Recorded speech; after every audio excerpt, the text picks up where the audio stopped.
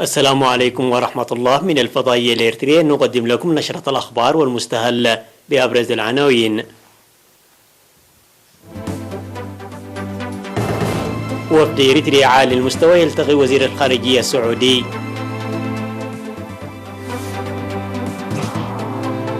جهود لتحقيق فرص الأطفال التعليمية. إصابة 4 مواطنين بفيروس كورونا.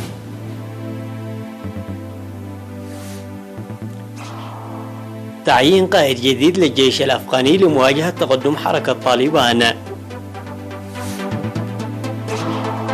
إيران تتصدر محادثات رئيس الوزراء الإسرائيلي ومدير CIA. بعد حرائق الغابات في الجنوب، فيضانات تجتاح شمال تركيا. أهلا بكم.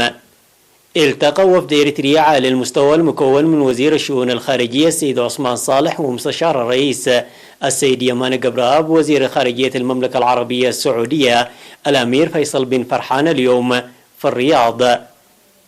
تناول اللقاء الدفع بالعلاقات الثنائية وتطور الأوضاع الإقليمية الراهنة، وتأتي الزيارة في إطار التشاور المنتظم بين البلدين. يذكر بأن إريتريا والمملكة العربية السعودية أقامتا مجلس وزاري مشترك.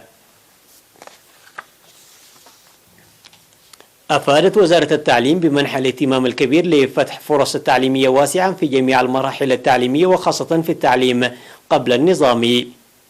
وأوضح المدير العام للتعليم العام في وزارة التعليم السيد موسى حسين نائب في التوضيح الذي قدمه في السيمينار المنتظم يومي 6 و7 من أغسطس في كرن أن جهود تبذل لمشاركة كافة الأطفال في برامج التعليم قبل النظامي، مشيرا إلى وضع خطة عشرية استراتيجية تنفذ من العام 2020 وحتى 2030 لكون التعليم الجيد يتحقق بالانتشار المتوازن والخدمة جيدة. وقال أن البرنامج يهدف عدم وجود أطفال خارج مائدة التعليم حتى 2030، داعيا لتعزيز دور المجتمع وشركاء العمل. وذكر في المناسبة زيادة رياض الأطفال من 90 عام 2001 إلى 524 في العام 2016-2017، وأن 250 منها ليس لها مباني ملائمة وتوجد في المناطق النائية، وارتفاع المشاركة من 8.5% إلى 33.8%. وتم الإشارة إلى أن الدراسة التي قامت بها وزارة التعليم عام 2016 توضح مشاركة 73% فقط من الأطفال في التعليم، وأن بعد المدارس وعدم تجميع القرى وحياة الترحال الرعوية وتدني فهم أولياء الأمور يعيق المشاركة في التعليم. من جانبه أوضح مسؤول التعليم في إقليم عنسب الأستاذ كفلاي عند ميكيل أن التعليم قبل النظامي أساسي للتطور الذهني والذكاء والأعمال الابتكارية، ومن المهم منحه الاهتمام الكبير. وقال حاكم إقليم عنسب السفير عبد الله موسى أنه يجب القيام بالتقييم المستمر وسد النواقص وتصحيح أوجه الضعف لإنجاح الجهود الجارية لتوسيع فرص التعليم في جميع المناطق.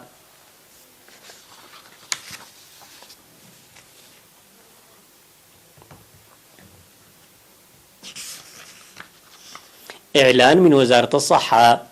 أعلنت وزارة الصحة أن الفحوصات المخبرية التي أجرت اليوم 12 من أغسطس في مراكز العزل في إقليمي شمال البحر الأحمر والأوسط أظهرت إصابة 4 مواطنين بفيروس كورونا. وقد ظهرت 3 إصابات في مصوع بإقليم شمال البحر الأحمر وإصابة واحدة في أسمرة بالإقليم الأوسط. في غضون ذلك شفي 11 مريض كورونا كانوا يتلقون الرعاية الصحية في المستشفيات، 6 منهم في إقليم شمال البحر الأحمر و5 في الإقليم الأوسط.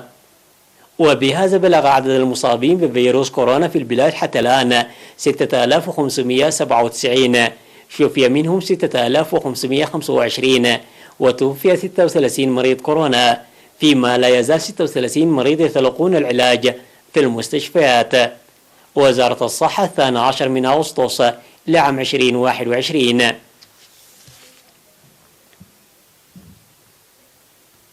يقوم 900 من الطلاب المشاركين في الحملة التنموية في مديرية حقات بأنشطة فاعلة في نقاط حقات وجلاس وشباق وحشيشاي وأشرة بإشراف 30 معلما ومهنيا زراعيا. وأوضح منسق الحملة في مكتب التعليم في المديرية الأستاذ جبرزقي برهاني أن الأنشطة الجارية في مجاري المياه والأراضي الجدباء تشمل بناء المدرجات والحواجز المائية والتشجير. وذكر خبير حماية التربة وحفظ المياه المهندس بهموت أين ألم صيانة 4000 متر من المدرجات ورعاية أكثر من 3000 شجرة وقرص 2450 شتلة. في غضون ذلك عقد سيمينار تنويري لطلاب المشاركين في الحملة التنموية بتعاون مكاتب وزارتي التعليم والصحة في إقليم عنسبة حول مكافحة وباء كورونا وكذلك الملاريا والإيدز.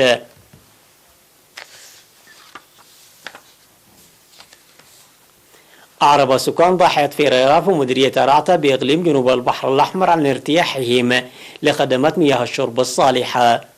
وأوضح السكان أن المياه كانت من أولوياتهم لمزاولة الرعي، وينقذهم مشروع المياه الذي أرسي وسط قريتهم من مصاعب جمة، وساهم في الصحة العامة وتحسين الحياة الاجتماعية والاقتصادية.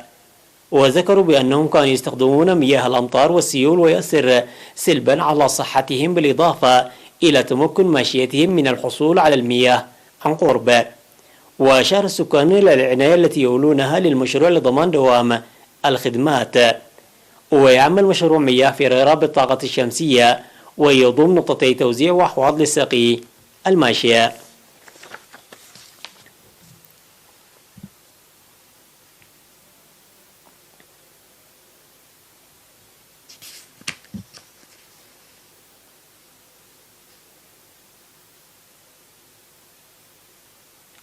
الأخبار العالمية بعد فاصل قصير.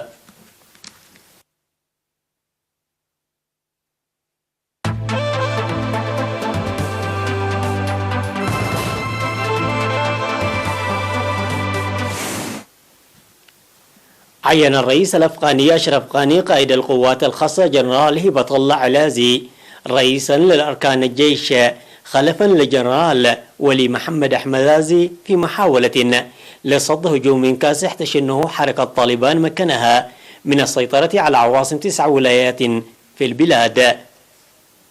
جاء ذلك فيما أعلنت حركة طالبان السيطرة على سجن غندهار المركزي المعروف باسم سربوزا وإطلاق سراح كافة سجناء الحركة. وسبق أن حاولت الحركة من قبل اقتحام السجن المركزي نظرا لأهميته، حيث يحتجز عدد من عناصر الحركة المهمين. وتوعد جنرال عبد الرشيد دوستم النائب الأول السابق لرئيس أفغانستان والذي عاد إلى أفغانستان الأسبوع الجاري بعد تلقيه العلاج في تركيا بهزيمة طالبان في شمال البلاد، بينما استقال وزير المالية الأفغاني بالوكالة وغادر البلاد إلى جهة مجهولة إثر استيلاء الحركة على مراكز جمركية أساسية، مما أدى إلى استنزاف إدارة الإيرادات. وفي سياق متصل أصدر الرئيس الأفغاني أشرف غاني تعليمات بتسليح المدنيين لمواجهة حركة طالبان، مشددا على ضرورة مواصلة القتال ضد مسلحي الحركة. ذكر بيان إسرائيلي رسمي أن مدير وكالة المخابرات المركزية الأمريكية ويليام برنيز قد أجرى محادثات في إسرائيل مع رئيس الوزراء نفتالي بنيت، مشيرة إلى أن إيران كانت على رأس جدول الأعمال. وتفاقمت التوترات الإقليمية جراء هجوم استهدف في 29 من يوليو ناقلة تديرها شركة إسرائيلية قبال الساحل سلطنة عمان. اتهمت إسرائيل والولايات المتحدة وبريطانيا طهران بأنها تقف وراءها. ونفت إيران تورطها في الهجوم الذي اشتبه أن طائرة مسيرة نفذته وسقط فيه قتيلان من طاقم السفينة، إحداهم بريطاني والآخر روماني. ومن المتوقع أن يجتمع برنيز الذي أدى اليمين مديرا لوكالة المخابرات الأمريكية المركزية في مارس المنصرم مع مسؤولين فلسطينيين بينهم الرئيس محمود عباس في مدينة رام الله بالضفة الغربية.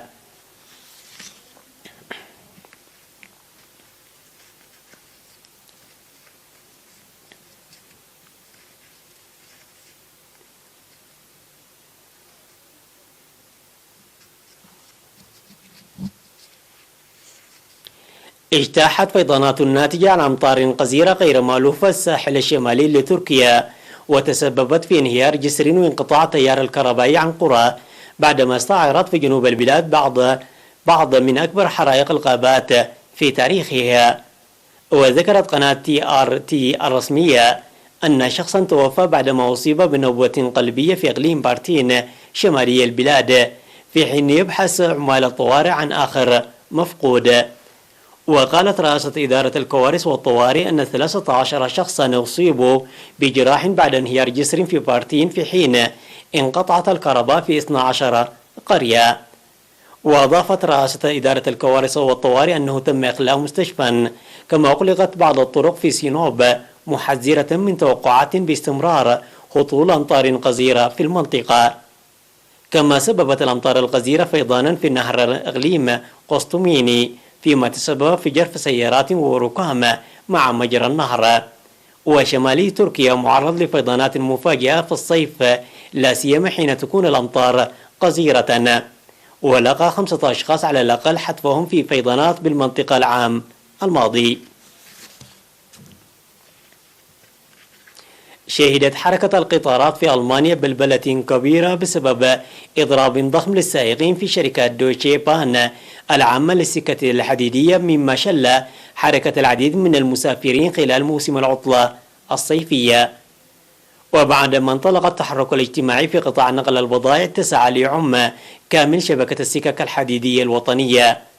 ويلتزم السائقون منضمون إلى نقابة GDL لسائقي القطارات بكثافة بالإضراب، بعدما صوتوا بنسبة 95% على الدعوات إلى التعبئة. وتقرر التعبئة عند فشل المفاوضات على الأجور بين إدارة الشركة والنقابة، ولا سيما فيما يتعلق بزيادة الرواتب.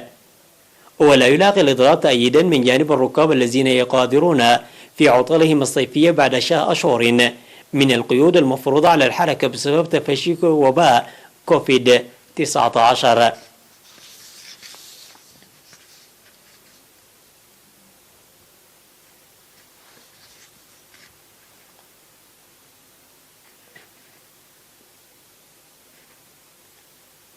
أبرز عناوين هذه النشرة. وبإريتريا على المستوى يلتقي وزير الخارجية السعودي.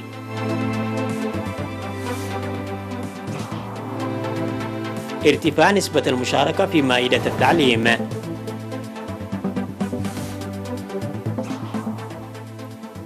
إعلان من وزارة الصحة.